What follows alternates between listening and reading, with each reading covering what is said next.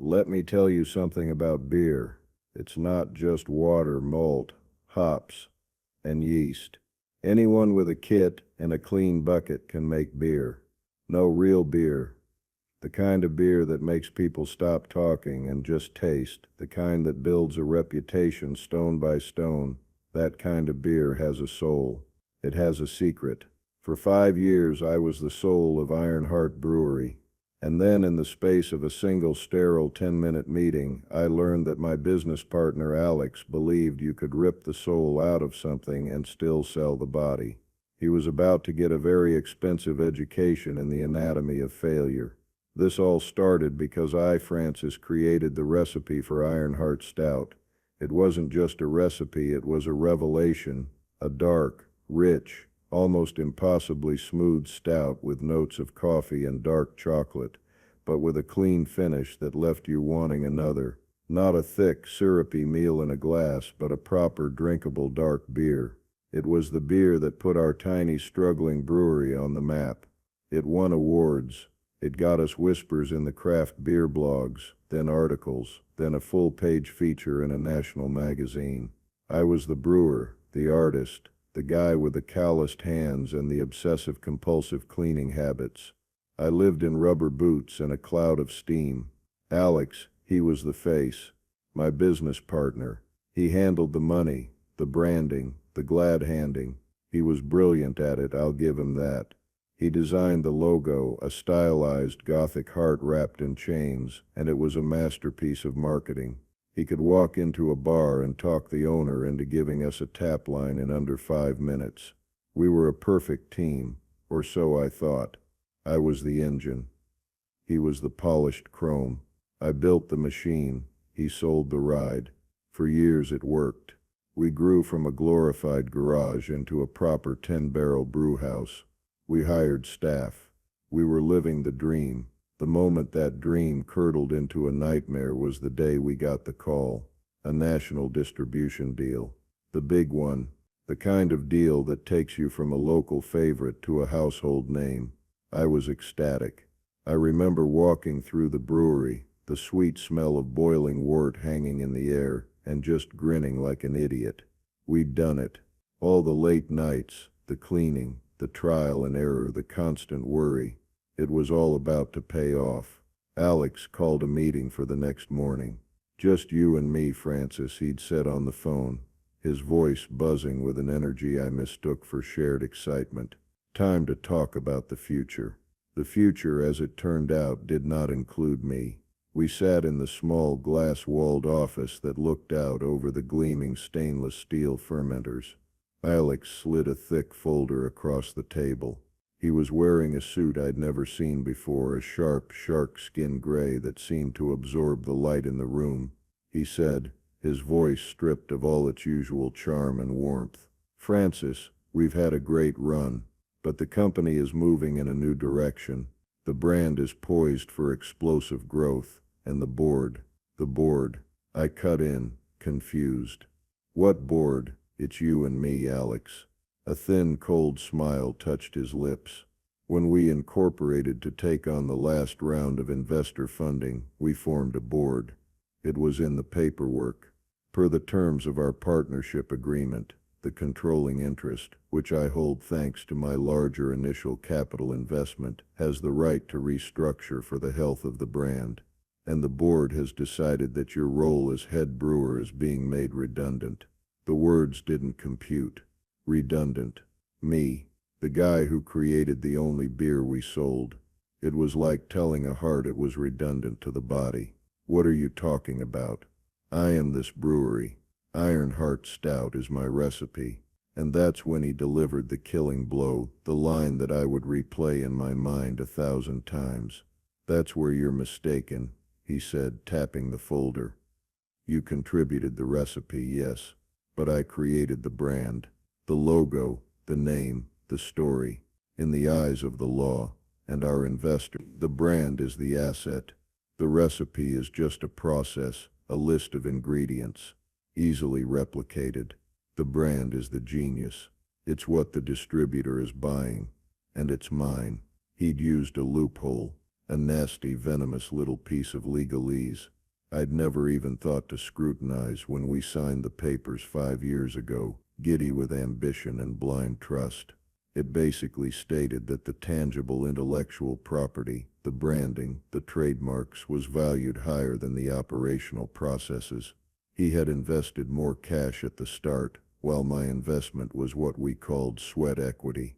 The fine print, I never read closely enough, stipulated that in the event of a major corporate event, like a national distribution deal, the majority capital investor could force a buyout of the sweat equity partner to streamline operations.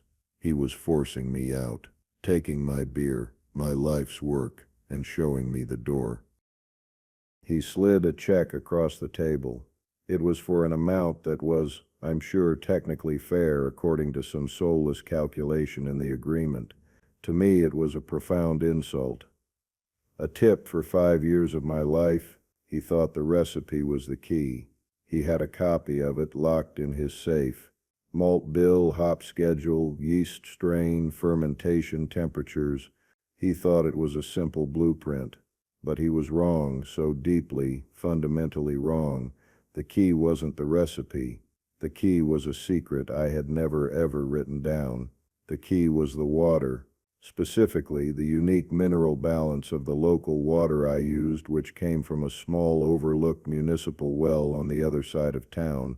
I'd discovered it by accident years ago while homebrewing, a flavor and mouthfeel I could never replicate with tap water from the brewery. I spent 6 months perfecting a complex, multi-stage filtration and mineral dosing process to recreate that specific water profile on a large scale. It was a delicate dance of gypsum, calcium chloride, and magnesium sulfate, all to mimic a gift from the earth. That water profile was the invisible foundation of Ironheart's Stout. It was the smoothness, the clean finish, the magic that no one could ever quite put their finger on. Alex thought it was just water. He just saw the pipe coming into the building. He had the sheet music, but he had no idea what instrument it was meant to be played on. I looked at him, at his smug, triumphant face. I looked at the check, and in that moment something inside me went cold and hard and clear. I didn't shout. I didn't plead. I pushed the check back across the table. "Keep it," I said, my voice unnervingly calm. "You'll need it." I stood up, walked out of the office, past the fermenters that bore my fingerprints, through the brewery that was filled with the scent of my creation, and I didn't look back. Alex thought he had won. He thought he had stolen my heart. He was about to find out he'd only stolen an empty cage. So this is the story of how I built my revenge, one pint at a time. It's a story about the difference between a brand and a soul. If you've ever been underestimated, if you've ever had your work claimed by someone else, then you're going to want to hear this. Stick around and let me know in the comments if you've ever seen a suit who thought they knew more than the person who actually does the work. And do me a favor, hit that subscribe button. The story's just getting started. The drive home was a vacuum. The sounds of the road, the sight of the trees, the feeling of the steering wheel in my hands, it all felt disconnected, like I was watching a movie of someone else's life. I didn't go home, not right away. I couldn't face my wife, Sarah, not yet. I couldn't bear to see the look in her eyes when I told her that the dream we had sacrificed so much for, the late nights I'd spent away from her, the savings we'd poured into this venture in the beginning, had been snatched away by a legal technicality and a man I once called my friend. Instead, I drove to the one place that felt like mine, truly mine, the detached garage behind our house. It was my original laboratory, my sanctuary. My first homebrew setup was still there, tucked in a corner, a collection of plastic buckets, glass carboys, a big propane burner, and an old converted cooler I used as a mash tun. It was dusty, neglected, a relic from a time when brewing was pure passion, untainted by balance sheets and partnership agreements. I didn't turn on the main lights, just a single bare bulb that hung over the workbench. I wasn't thinking, not consciously. I was just moving. I grabbed a rag and a bottle of Star San sanitizer, and I started cleaning. I dismantled my old kegerator, pulling out the taps and soaking them in cleaner. I wiped down the shelves, organizing old bottles of specialty malts and vacuum-sealed bags of hops. Each motion was deliberate, methodical. The simple physical act of creating order out of chaos was the only thing holding the chaos in my own head at bay. This was my ritual. When a batch went wrong, when I was stressed, when I needed to think, I would clean. It was the first and most important rule of brewing. Sanitation is godliness. And right then, I needed to feel something pure. As my hands worked, my mind replayed the last 5 years in a cruel high-speed montage. I remembered the beginning. Alex and I, sharing a pizza on the tailgate of my truck, sketching out a business plan on a napkin. He was a marketing guy at a local ad agency, bored out of his mind. I was a high school chemistry teacher who lived for the weekend, for brewing in this very garage. I'd given him a bottle of my latest creation, an experimental stout. He took one sip, and his eyes went wide. "Francis," he'd said, his voice full of genuine awe, "this is it. This isn't a hobby. This is a gold mine." He was the one with the vision for scale, the ambition. I just wanted to make good beer. He convinced me to quit my job. Sarah was nervous, but she believed in me, in my beer. She believed in the partnership. We both did. Alex was charming, energetic, and persuasive. He made you feel like you were on the verge of something incredible. For a while we were. He handled the loans, the permits, the branding. I handled the beer. Every single drop. I remembered the day I found the water. It was a fluke. I'd been visiting my parents, who lived in an older part of the county, and I'd filled a few jugs from their tap to brew a test batch, just for convenience. The resulting beer was different, better. It had a roundness, a softness on the palate that I had been chasing for years. My teacher brain kicked in. I took samples. I spent $100 I didn't have on a full laboratory water analysis. The report came back, and it was like finding a map to buried treasure. The water from the aquifer that fed that specific municipal well had a unique profile, lower in carbonates, but with a perfect ratio of calcium to sulfate that accentuated malt character without adding any harshness. It was a brewer's dream. When we opened the brewery, the location we chose was on a different water system. The beer was good, but it wasn't the beer. It lacked the magic. So I started the project. In secret, late at night after the contractors had gone home, I built my own water treatment system. I bought food-grade canisters, reverse osmosis filters, and precise dosing pumps. I spent weeks running trials, adding measured amounts of gypsum, calcium chloride, and Epsom salt to demineralized water until I had perfectly chemically recreated the profile of my parents' tap water. It was my secret ingredient. Not even the brewers I eventually hired knew the full process. I would pre-treat the water for each brew day myself before they even arrived. I'd call it conditioning the water, and they just accepted it as part of my process. Alex certainly never asked. To him, water was water. He was busy picking out the font for the tap handles. I paused my cleaning, my hands dripping with sanitizer. The betrayal felt deeper now, layered. It wasn't just that he'd stolen the company. He'd shown a fundamental contempt for the craft itself. He didn't know, and he didn't care to know, what made the product special. He saw the finished painting and thought the frame was the valuable part. This dismissal of my competence, my knowledge, was a more profound insult than the theft itself. The warning signs had been there, of course. They always are in hindsight. A year ago we were interviewed for that big magazine feature. The reporter wanted to talk to me, the brewer. Alex insisted on being there. He dominated the conversation, using words like our vision, my brand strategy, and the aesthetic we've curated. He talked about the stout as if he'd willed it into existence through a marketing plan. I remember sitting there, my hands stained with yeast from the brew I'd just finished, feeling like a prop in his one-man show. I didn't say anything. I told myself it was for the good of the company. He talked about the stout as if he did to the company. He was good at this stuff. Let him talk. That was my mistake. I let him define the narrative.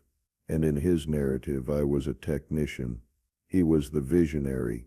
Competence isn't cheap until you lose it. I was about to become the most expensive lesson he'd ever learn. A text message buzzed on the workbench, pulling me from my reverie. It was from Liam, my lead brewer, a kid I'd hired 3 years ago, fresh out of brewing school. He was sharp, passionate, and I'd taught him everything I knew. Everything except the water secret. The message read, "Alex just called an all-hands meeting. Said you were pursuing other opportunities." Total BS. What's going on, Francis? The whole brew team is freaking out. There it was. The first tremor from the earthquake. My ally behind enemy lines. I typed back a simple reply. It's complicated. Stay put. Do your job. Just watch and listen. We'll talk soon. The garage door creaked open, and Sarah stood there, silhouetted against the evening light. She held 2 bottles of beer, not Ironheart, but a generic lager from the back of the fridge. She didn't say anything, just walked over, handed one to me, and sat on an overturned grain bucket. She looked at my hands, raw from cleaning, then at my face. "You went to the garage first," she said. It wasn't a question. It must be bad.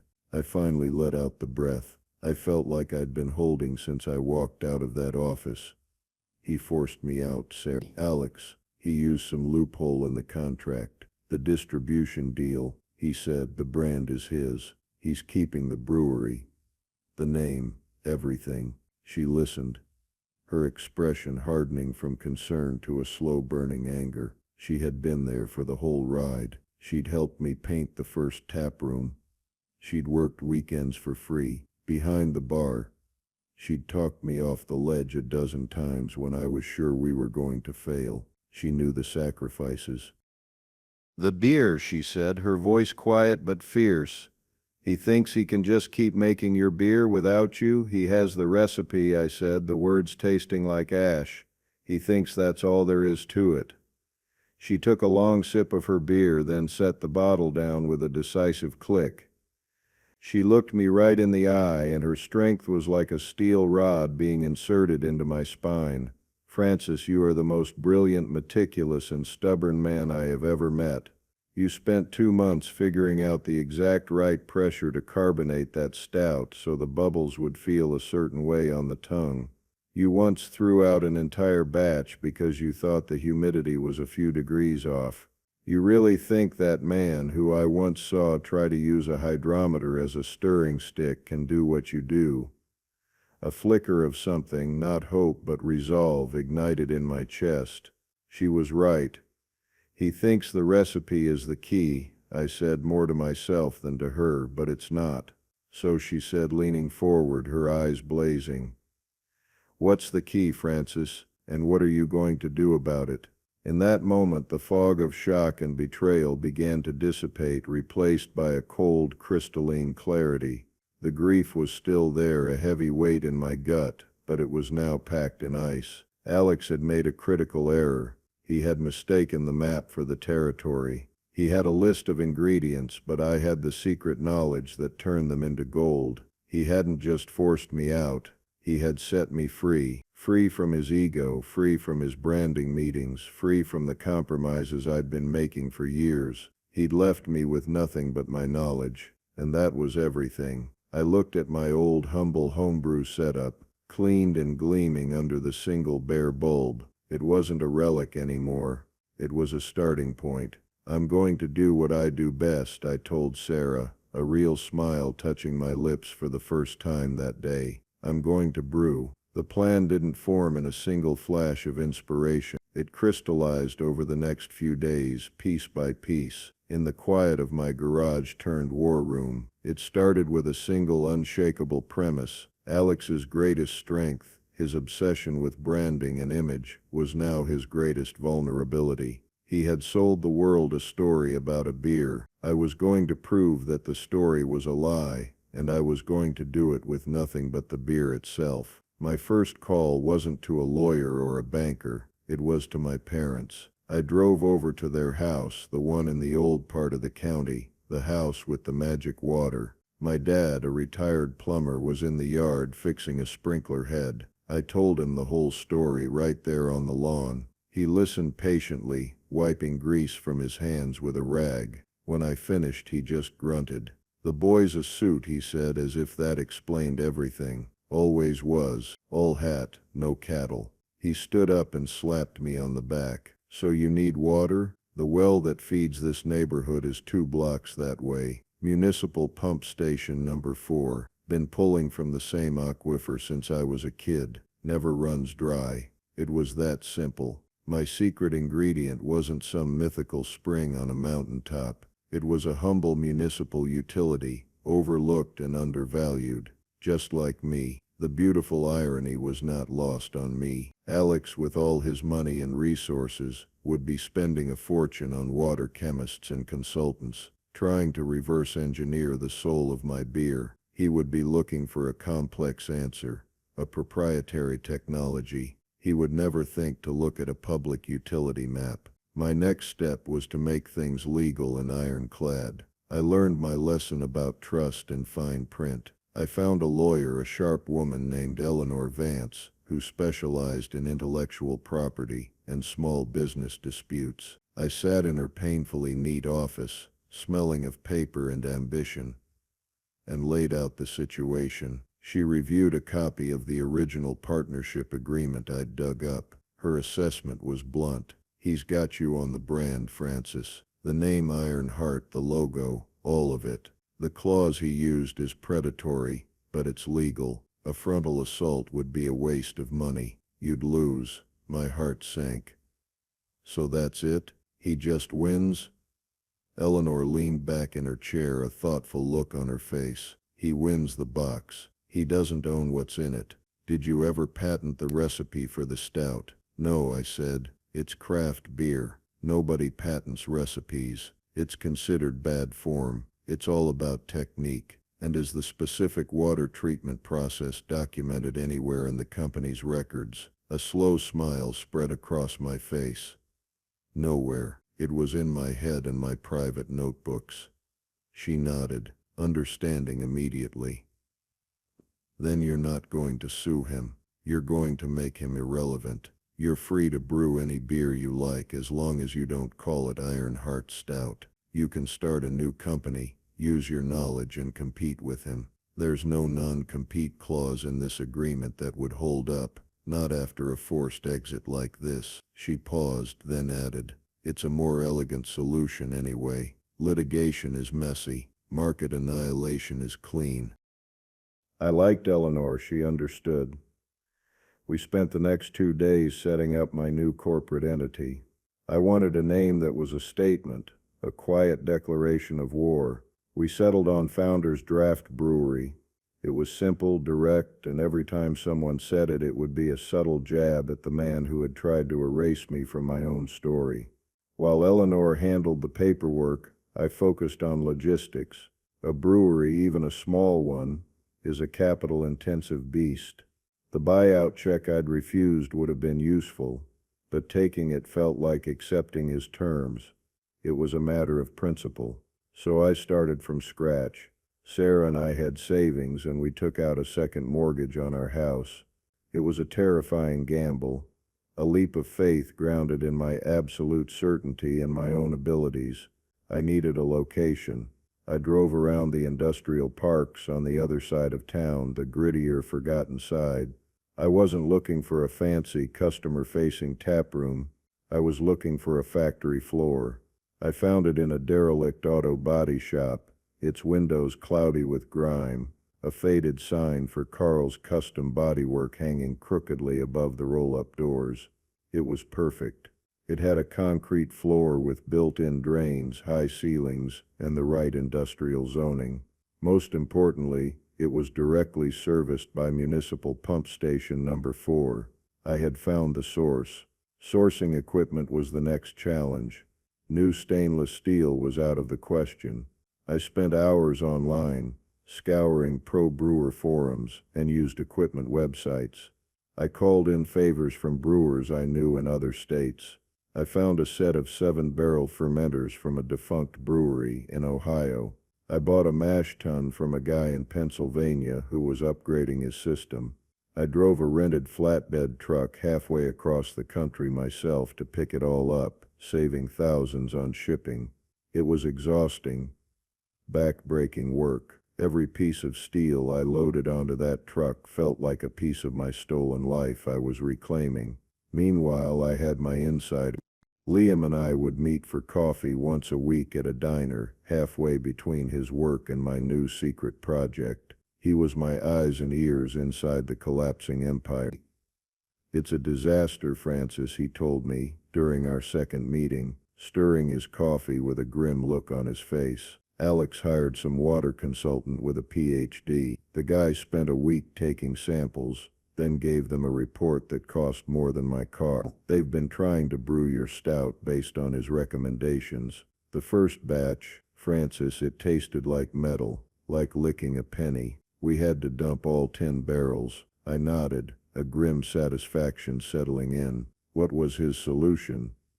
He said the municipal water was unstable and recommended they install a full reverse osmosis system and build the water back from scratch with mineral additions. He gave them a generic dark beer mineral profile. It's a textbook solution. It's not your solution. Of course not, I murmured. He's treating the symptom, not the cause. He doesn't even know what the cause is. Alex is furious, Liam continued. He's blaming us. He says we're not following the recipe correctly. Morale is in the toilet. He walks around the brewery like a storm cloud, barking into his phone at the distributor. He keeps promising them product, but we have nothing to ship.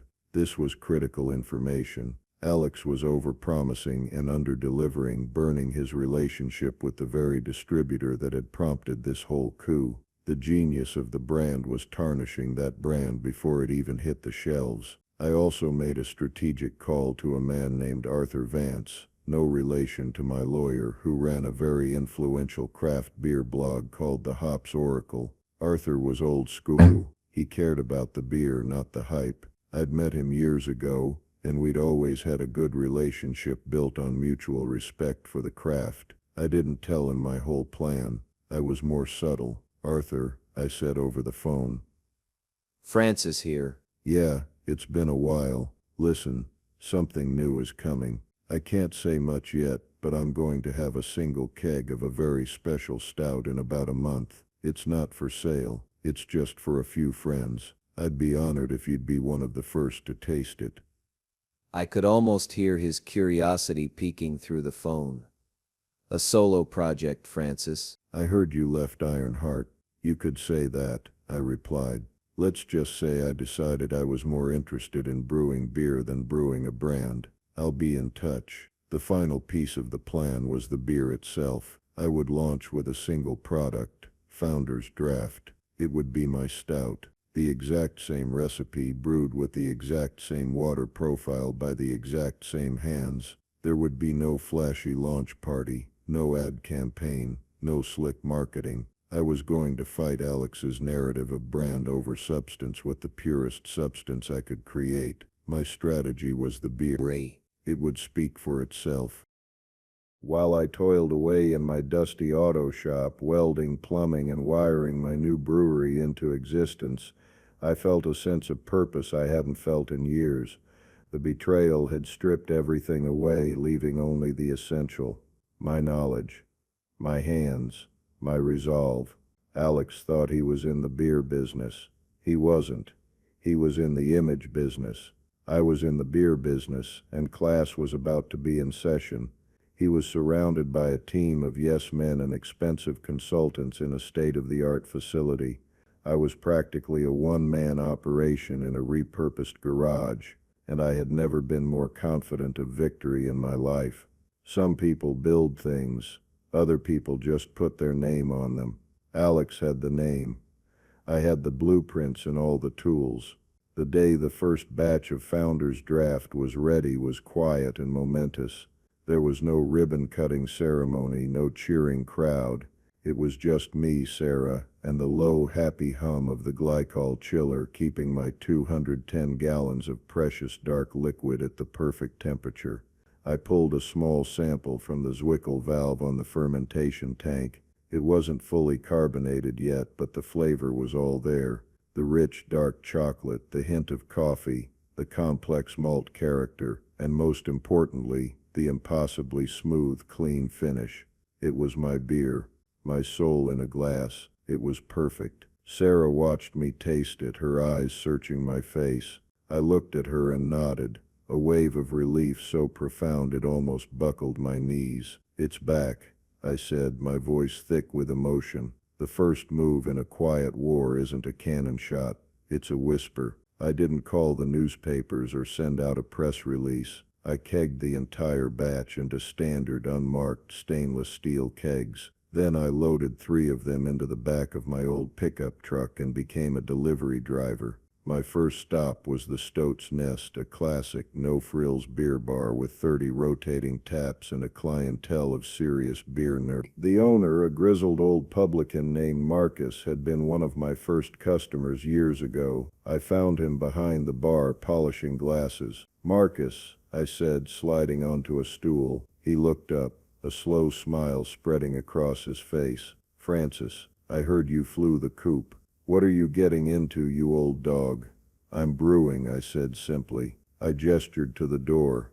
"I've got a keg of stout in my truck. It doesn't have a name yet. It doesn't have a fancy tap handle. I want you to put it on, tell no one what it is, and just listen to what they say." Marcus raised an eyebrow. He was a shrewd businessman who didn't give up a tap line for just anyone, but he was also a man who trusted his palate above all else. He trusted me. He drew a small taste from a sample keg I'd brought. He swirled it, sniffed it, and then took a long, slow sip. He closed his eyes. He didn't say a word for almost a minute. Finally, he opened them and looked at me. "Son of a bitch," he whispered. "You did it. Just put it on tap, Marcus," I said. "Call it Mystery Stout. See what happens." He grinned. "This is gonna be fun." I made 2 more similar deliveries that day to 2 other trusted bar owners, each with the same instructions. The trap was set. Now, I just had to wait for the world to stumble into it. The panic on Alex's end started sooner than I expected. Liam's reports became more frequent. His texts a running commentary on a slow-motion train wreck. "Liam, they shipped the first big batch of the new Iron Heart to the distributor. Alex forced it through QC, even though we all told him it was garbage. He said the brand recognition would carry it." A day later, "Liam, the first reports are coming back from bars. Customers are sending pints back. They're saying it's not the same beer. Several places have already pulled it from their tap lines." Then the one I was waiting for. "Liam, Alex is in his office with the door closed. I can hear him shouting into the phone. I think it's the guy from the national distributor. This is not going well." Alex was learning a hard lesson in consumer trust. You can build a brand on hype, but you can only sustain it with quality. The moment the product fails to live up to the story becomes a joke. He had invested everything in the shiny exterior, and now the foundation was crumbling beneath him. The genius of his brand was being exposed as a hollow shell. The public reveal came from exactly where I had planned.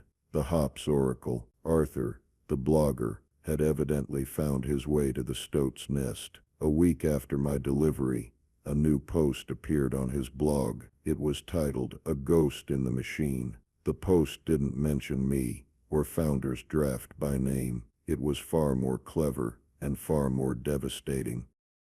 "I had a strange experience last night," the post began. "I tasted a ghost." For weeks, the craft beer community has been buzzing with disappointment over the new formulation of the much-loved Iron Heart Stout. I can confirm the rumors. The beer is a shadow of its former self, thin and astringent, a marketing gimmick in a glass. But then at an old watering hole I ordered something called Mystery Stout. From the first sip I was transported back in time. The rich, velvety mouthfeel, the complex dance of coffee and chocolate, the signature clean finish, it was all there. It was the beer we all fell in love with, the beer that built the Ironheart legend. I don't know where this beer came from or who brewed it, but I can tell you this. The soul of Ironheart Stout no longer lives at Ironheart Brewery. It has moved on. And if you can find it, you will taste the difference between a master craftsman and a corporate copy. The post was a bomb. Within hours, the local beer forums and social media groups were on fire. Where is the Mystery Stout? Who has it on tap? Marcus's bar, the Stoat's Nest, was mobbed. He sold out of my keg in a single night. The other two bars reported the same thing. My phone started ringing. It was bar owners, distributors, other bloggers. They were all connecting the dots. And then the call I knew was coming. The caller ID flashed. Alex. I let it ring 3 times, then answered, my voice calm and even. Hello, Francis? What the hell have you done? He wasn't shouting, but his voice was tight with suppressed rage and panic. Founder's Draft? Mystery Stout? Are you insane? You're trying to destroy me. I'm not trying to do anything, Alex, I said, looking around my small functional brewery. I'm just brewing beer. It's what I do. That's my beer. My recipe. I will sue you into the ground. Our agreement, I cut in. My voice turning to ice, says you own the brand Ironheart. It doesn't say you own the concept of a stout. It doesn't say you own the water from pump station number 4. And it doesn't say you own my ability to do my job. You have a piece of paper, Alex.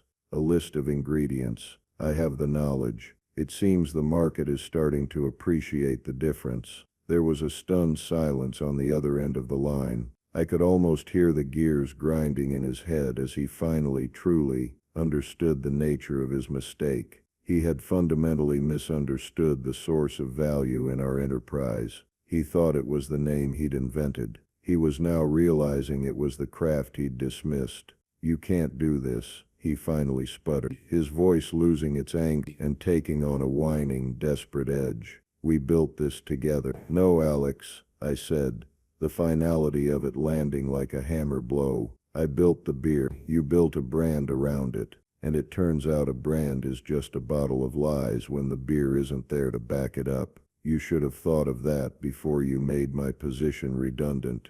I hung up the phone. The silent takeover was complete.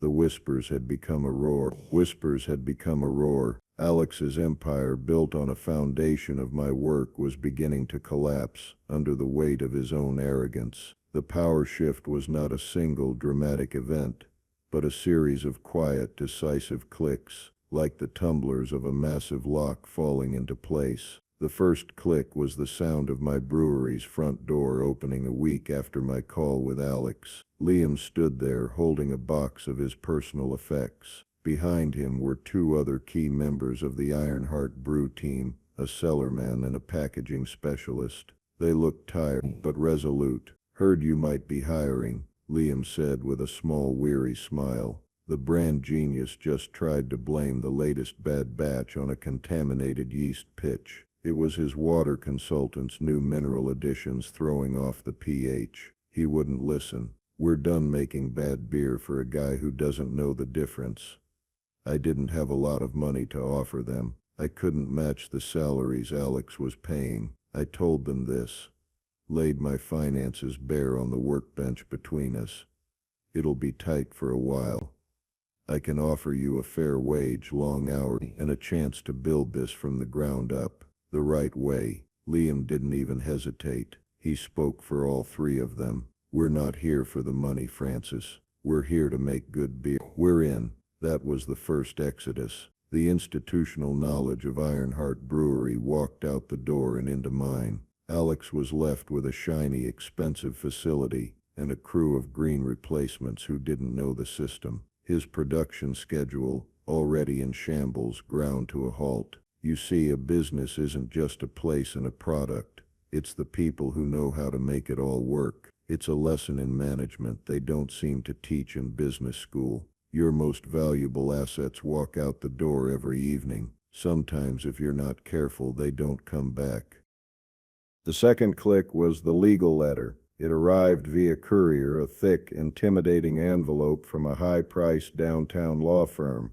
It was a cease and desist full of threatening language about trade secrets, intellectual property infringement, and tortious interference. It was Alex's desperate, clumsy counterattack. I read it, then scanned it and emailed it to Eleanor, my lawyer. Her reply came 20 minutes later. It was a draft of our response. It was a thing of beautiful, brutal simplicity. Dear Sirs, it read, we are in receipt of your letter. Our client, Founders Draft Brewery, is in the business of brewing and selling a stout beer. As the style has been in the public domain for over 200 years, we are confident that your client does not, in fact, hold an exclusive claim to its existence. We consider this matter closed. She sent it. We never heard from their lawyers again. Alex's bluff had been called. He had no legal ground to stand on, and he knew it. He was a shark in a swimming pool, all teeth and no water. The final, most satisfying click was the phone call from Alex himself. This time his voice was completely different. The anger was gone. The panic was gone. It was replaced by a syrupy false sincerity that was almost more nauseating. Francis, buddy, we need to talk, he began, as if the last month had never happened. I said nothing. Silence is a powerful tool in a negotiation. It forces the other person to fill it, to reveal their hand. Look, he continued, stumbling over his words. I think I might have been a bit hasty. This whole situation has been a misunderstanding. The pressure from the distributor, the investors, I wasn't thinking clearly. I still said nothing. The thing is, the brand needs you, he said, the desperation finally leaking through.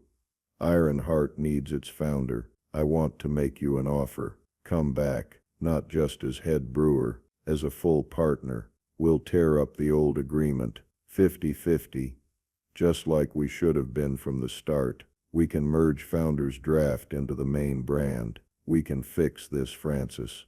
Together. It was the offer he should have made months ago. It was the validation I had once craved. But hearing it now, from this broken, desperate man, it felt hollow. He wasn't offering it out of respect or friendship. He was offering it because his company was a sinking ship, and he thought I was a lifeboat. I finally spoke, my voice low and calm. Let me see if I understand, Alex. You're bleeding money. Your quality is a joke. Your staff has quit. Your distributor is about to drop you.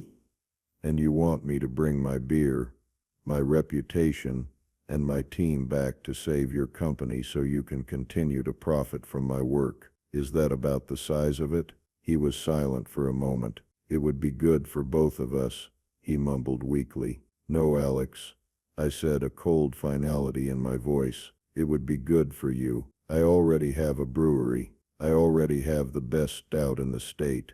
I have my name on the door. Why would I ever want to get back into business with you? I paused, letting the question hang in the air before delivering the killing blow. I think it was you who taught me that the brand is the only thing that matters. And right now, my brand is integrity and quality. Yours is failure. It seems like a bad merger for me. Then I added the phrase that had been echoing in my own head for weeks. Competence isn't cheap, Alex, but you're learning what it costs to lose it. I hung up the phone before he could reply. The power had not just shifted, it had completely reversed. He had started with all the leverage, the money, the lawyer, but he had forgotten about the one form of leverage that can't be bought or bullied. Genuine, irreplaceable skill. He had tried to manipulate the world with a story, and I had defeated him with a simple, undeniable truth. served up 16 ounces at a time. The exodus was complete. He was now alone on his island of broken promises. The final vindication didn't come in a shouting match or a dramatic courtroom showdown. It came in the most fitting place possible. The Great Western Beer Festival, the largest and most prestigious craft beer event in the region. It was the place where reputations were made or broken, not by marketing budgets, but by the anonymous judgment of thousands of beer lovers. My brewery, Founder's Draft, had a tiny 10 by 10 foot booth tucked away in a corner of the massive convention hall. We had a simple, hand-painted sign, 2 jockey boxes, and 1 beer on tap, our Stout. That was it. We were a David in a hall of Goliaths. Across the hall, a monument to hubris stood gleaming under the spotlights, the Iron Heart Brewery booth. It was a monstrosity of marketing excess. It was at least 4 times the size of ours, with a massive backlit logo, slick video screens, playing commercials on a loop, and a team of paid models in tight-fitting t-shirts, handing out branded bottle openers, and it was a ghost town. People would walk up, glance at the over-the-top display, and then walk away. A few would take a sample, sip it, and you could see the disappointment on their faces. They'd pour the rest into a dump bucket and move on. The models looked bored. Alex stood in the middle of it all, looking pale and haggard in his expensive suit, a forced smile plastered on his face. Our booth, on the other hand, was a madhouse. From the moment the doors opened, there was a line. Word had spread through the beer community like wildfire. The Hops Oracle had named Founder's Draft the one beer you have to try at the festival. People came to us with a look of pilgrimage in their eyes. They didn't just want a beer, they wanted to taste the story. Liam and my small team were pouring as fast as they could, their faces beaming with pride. I was in my element, talking to people, sharing my passion, my hands constantly busy with the familiar rhythm of pulling a perfect pint. Late in the afternoon, during a brief lull, Alex crossed the aisle. He walked up to my booth, stepping past the line of people waiting, and stood before me. He looked smaller than I remembered, diminished. The swagger was gone, replaced by a deep, weary desperation. "Francis," he said, his voice barely a whisper over the din of the crowd. "Look at this. Look at what you've done. You've ruined us. We built this together, and you've torn it all down out of spite." I stopped polishing a glass and looked at him. I looked at his empty, soulless booth. Then I looked at the long line of happy, engaged people waiting for my beer. I felt no anger, no hatred, only a kind of weary pity. I leaned forward, my voice low and calm so only he could hear. "No, Alex, I didn't destroy it. You did. You had the body, but you threw away the heart. You thought you could sell a story without the substance. That's not spite," I said, gesturing to my bustling booth. "That's just the market telling the truth. You sold the brand. I kept the craft. Now if you'll excuse me, I have customers to serve." I turned my back on him, picked up a clean glass, and poured another perfect pint of Founder's Draft for the next person in line. I didn't look back to see him leave. His presence was no longer relevant. He was a ghost from a past life, and his haunting was over. The final nail in the coffin came a week later. Liam slid his phone across the workbench, an article from a major industry trade publication glowing on the screen. The headline read, "National Beverage Company drops Iron Heart, signs exclusive deal with newcomer Founder's Draft." The article detailed the catastrophic quality decline of Iron Heart Stout, the consumer backlash, and the meteoric rise of an authentic new voice in the craft beer scene. A small note at the bottom mentioned that Iron Heart Brewery's assets were being liquidated and sold for pennies on the dollar. The brand, Alex's Genius, was officially worthless. They weren't even selling the name. I looked around my brewery. We were expanding, knocking down a wall into the adjacent unit. New tanks, gleaming and ready, were waiting to be installed. My team, my loyal, talented team, was laughing as they cleaned out the mash tun. The air smelled of success, not the cloying scent of money, but the sweet, earthy smell of malt and honest work. I hadn't gotten rich, I hadn't become a tycoon, but I was in control. I was respected, I was free, I had won. There's a quiet moment at the beginning of every brew day, before the chaos starts. It's usually before dawn. The brewery is still, the air is cool, and the only sound is the gentle hum of the cooler. In that quiet, I'll walk over to the hot liquor tank, the source of all the water for the beer, and I'll just place a hand on the cool steel. This is where it all begins. It's not just heated water, it's potential. It's the soul of the beer, waiting to be born. It's the one thing you can't fake, the one thing you can't buy, and the one thing you can't steal if you don't even know it exists. On the wall of my small office, next to the framed copy of our brewery license, is a single, laminated piece of paper. It's the original water analysis report I got years ago, the one that started it all. It's just a list of numbers and chemical compounds, parts per million of calcium, magnesium, bicarbonate. To anyone else it's meaningless data. To me it's the Declaration of Independence. It's the constitution of my little kingdom. Alex made a classic mistake. He was a branding guy, a money guy, and he thought the value was in the name on the bottle, the logo on the box. He never understood that the real brand, the most powerful and enduring brand in the world, is the trust people have in the person who actually makes the thing. It's the unspoken promise of quality. It's the signature that no one can forge. He thought he was buying a golden goose, but all he really bought was the cage. The goose, well, the goose just quietly unlatched the door, walked across town, and built a new nest. And it turns out, people will always seek out the goose, not the cage. This story, it isn't just about beer, it's about any job, any project, any passion that you pour your life into. There will always be people who build things, and there will always be people who are just experts at putting their name on what others have built. For a while, the world might not see the difference. The suits, the marketers, the smooth talkers can be very convincing, but sooner or later, the product has to speak for itself. The work has to stand on its own. And when it does, the truth becomes undeniable. So never let anyone convince you that your skill, your deep knowledge, your secret ingredient is just a line item on their spreadsheet. Never let them tell you it's redundant. It isn't. It's the engine. And they can polish the chrome and buff the paint job all they want, but when the engine is gone, all that's left is a hollow shell rolling downhill to nowhere. If this story hit home for you, if you've ever poured your heart into something just to have someone else try and take the credit, tell me about it in the comments below. I promise you, I read them all, and it helps to know you're not the only one out there fighting the good fight. And if you believe that competence should win the day, do me a favor.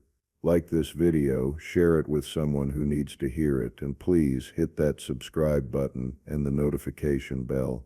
It really does help the channel, and it ensures you won't miss the next story. Thanks for listening.